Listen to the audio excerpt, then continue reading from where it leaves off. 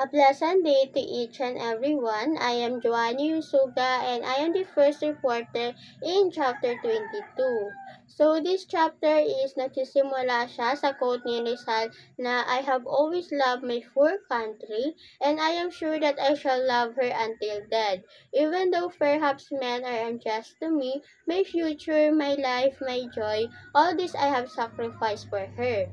So the interpretation behind it is that alam naman natin that at a young age, si Rizal ay namulat na by many accident that mismo siya ang nakakita and naka-encounter from the hands of Spanish cruelty. So Rizal was already aware sa mga possibilities na maaaring mangyari sa kanya even before he started his mission for the Philippines. At ito ay ang kanyang mission na mapalaya ang ating bansa from the foreign invaders.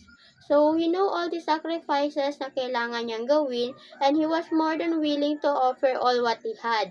Even maging ito man ang kanyang future, kasayahan, and his whole life para lamang sa kanyang beloved country. And at the very last moment of his life, he remained loyal to his ultimate muse, the Philippines.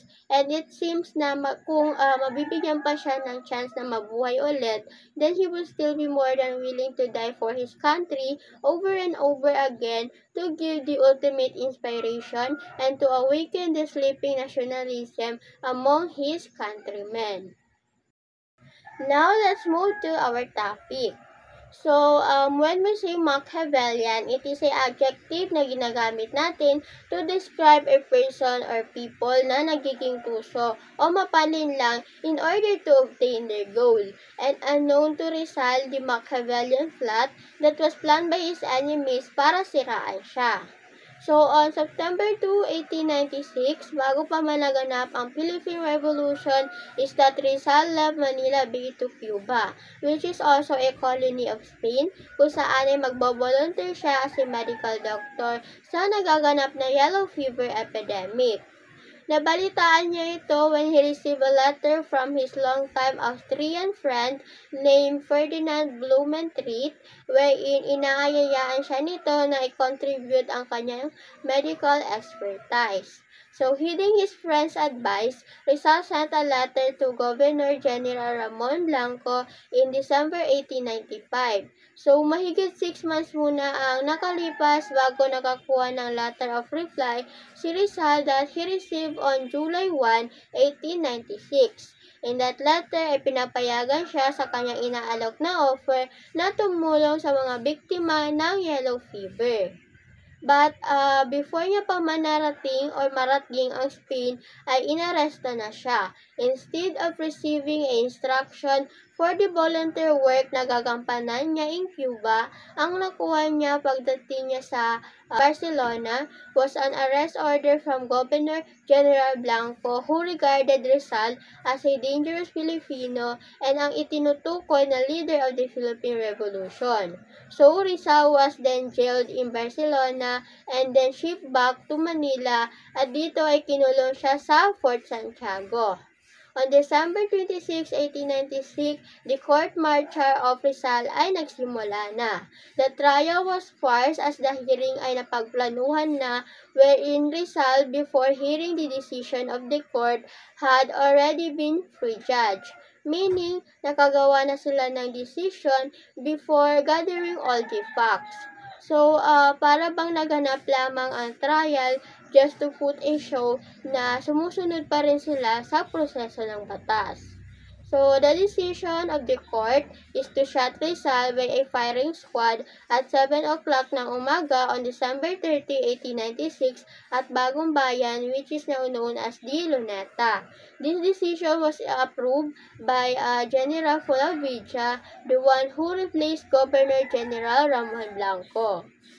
So, in this part, hindi ko siya masyadong diniscuss ng detailedly because it is the topic of the other members and it will be discussed by them detailedly.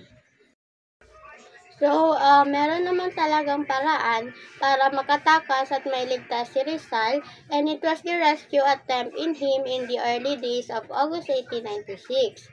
Ito ay ang plano ng mga Katipuneros along with the leader of Katipunero, Andres Bonifacio, who founded the Secret Revolutionary Society. So, si Dr. Pio Valenzuela, isa sa mga espiya ng mga Katipuneros, ang siyang napiling maging imisinawi to dapitan, and isinagawa at itinago niya ang misyong niyang yon sa pamamagitan ng pagsasama ng isang bulag na lalaki patungong dapitan upang bumisita at magkonsulta kay Dr. Jose Rizal ng kanyang expert medical advice.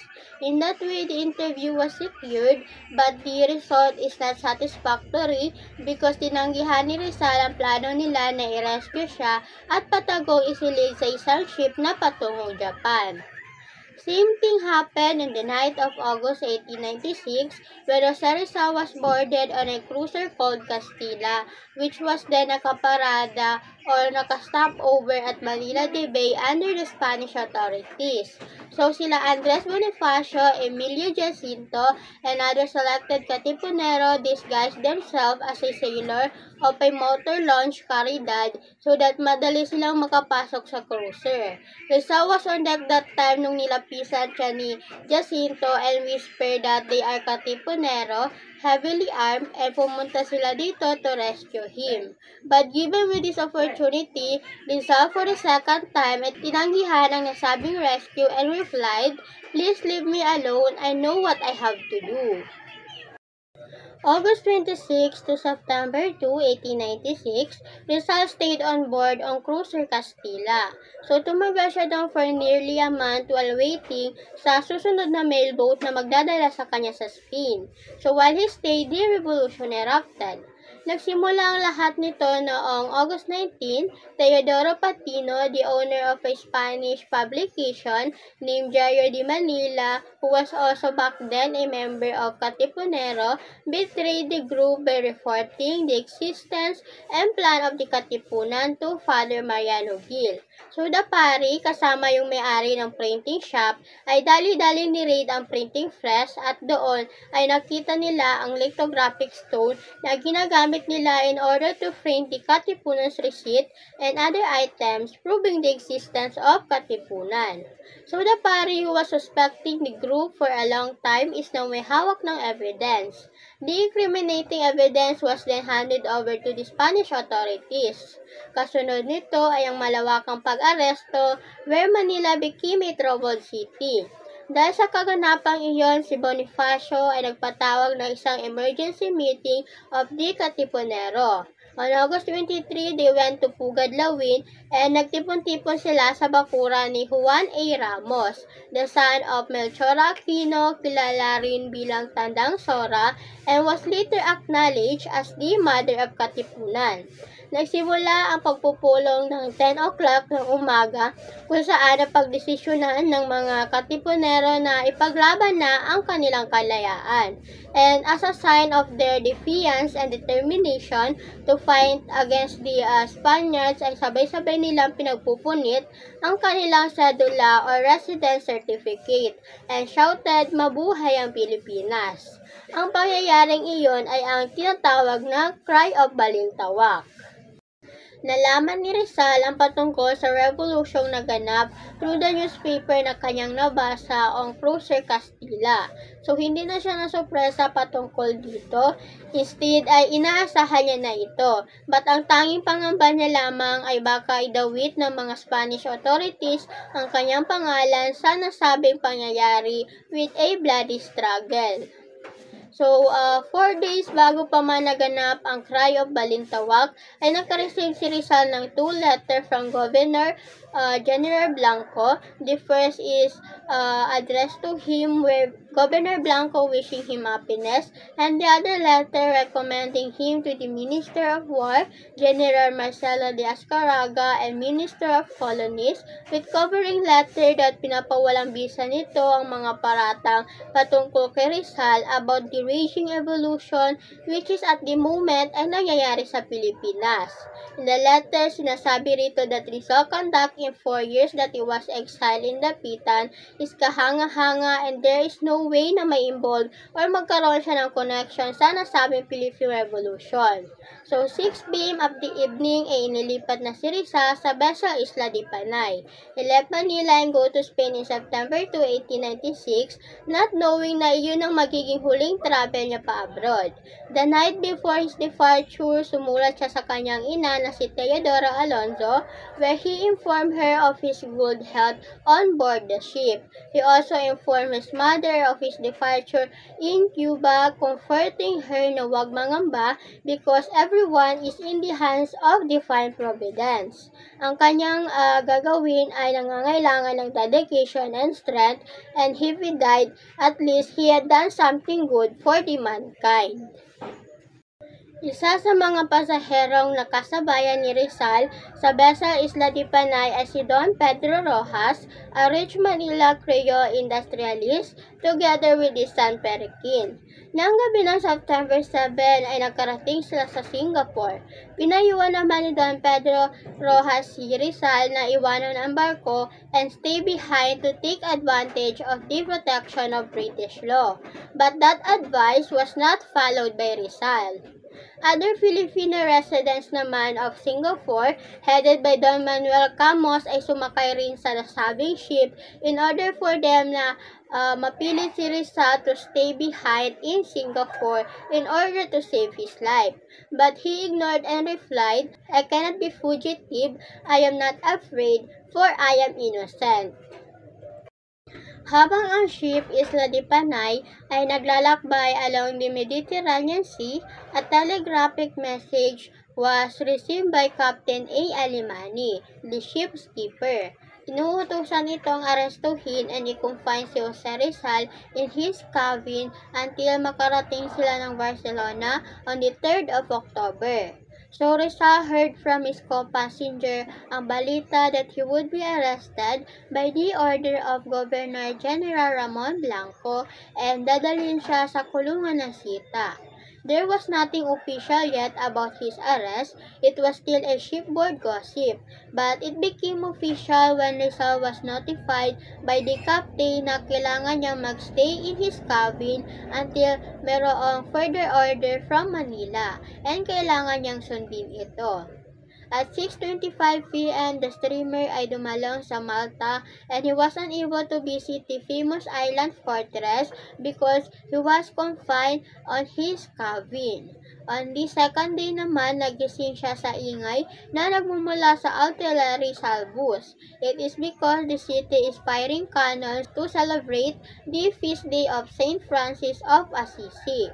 On October 6 naman, 3 a.m., ay ginising siya ng mga gwardya and escorted him to prison fortress named Montjuic Castle. Buong umaga ay nasa loob siya ng selda, while in afternoon, he was escorted to the quarter of General Despujol. In their interview, sinasabihan siya ng general that he would be shipped back to Manila. Sa araw din yon, 8 p.m., Rizal was on ship Colon that is bound to Manila and tuluyan na niyang nilisan ang Barcelona. Ang balitang pagkakaaresto kay Rizal ay nakarating sa kanyang mga kaibigan mula sa Singapore and Europe. At ito ay sila Dr. Antonio Marigidor and Sixto Lopez, kung saan they had their efforts to find a lawyer in Singapore na siyang makakatulong sa nangangailangan nilang kaibigan. At ang napili nila ay si Attorney Hugh Fort, an English lawyer, where they sent a telegraph on him requesting to do the task of rescuing Rizal by issuing a writ of habeas corpus. So, ano nga ba ang writ of habeas corpus?